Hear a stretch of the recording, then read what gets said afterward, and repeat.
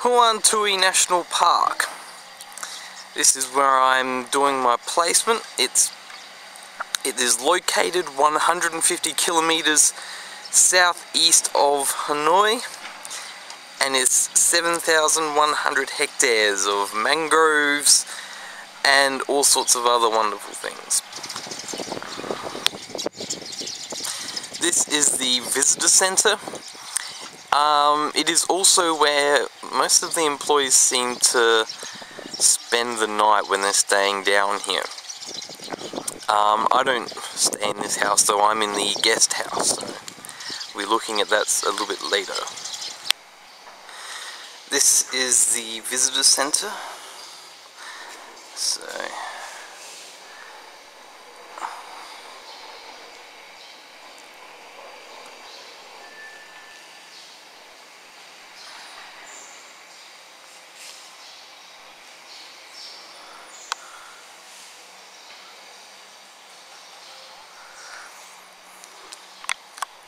apparently the director hosts a lot of people who come here for tea and, you know, and for meetings. I assume having the tea is actually a secondary part, but... And of course this is the map of the park. That building up the top there is where we are now. And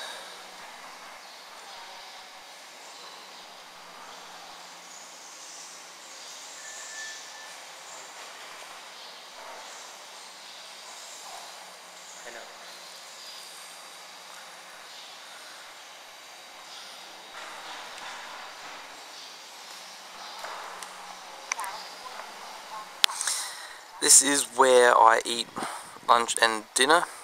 Essentially, a person is here to cook those meals. It's quite nice, actually.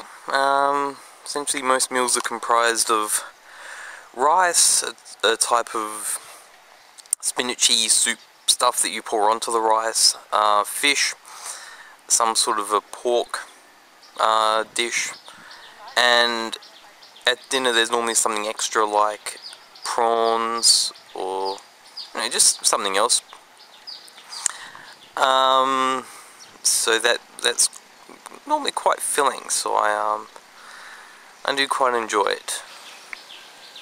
So this is where we eat. On the table is the remnants of last night's dinner, which I was told just to leave there instead of packing up. And yes, it's capable of housing a lot more people than usually work here. Normally at most me and the other people working in the park sort of pack out 2 tables. But it's quite nice, and it's a nice environment to sort of sit and chat and have a good time. This is one of the park's many dogs.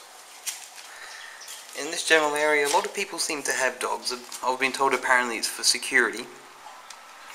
They also have puppies. When I do spot them, I will be capturing a bit of a video of them, but I didn't find them in my walk around the park today, so unfortunately won't be seeing them. But this is the guest house.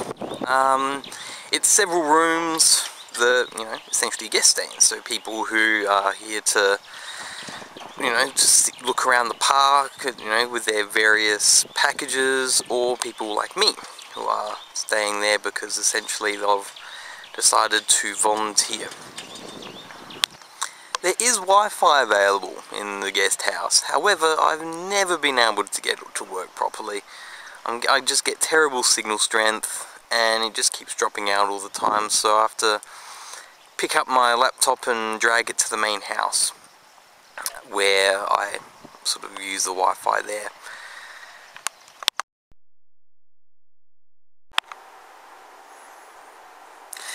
This is the room I'm staying in.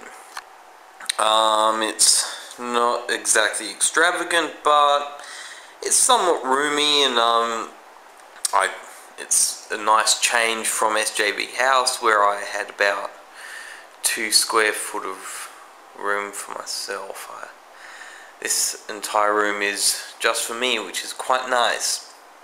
I'm currently the only volunteer here, but I've been told that a couple of other people will be coming in next month, so I believe I'll be using one of the other rooms. For Peter, this is what I got for duty free. It's the Glenlivet Endura. It's a cask strength. Essentially, it's quite oily. The Scotch kind of feels like it sort of evaporates on the palate as you're drinking it, which is quite unusual.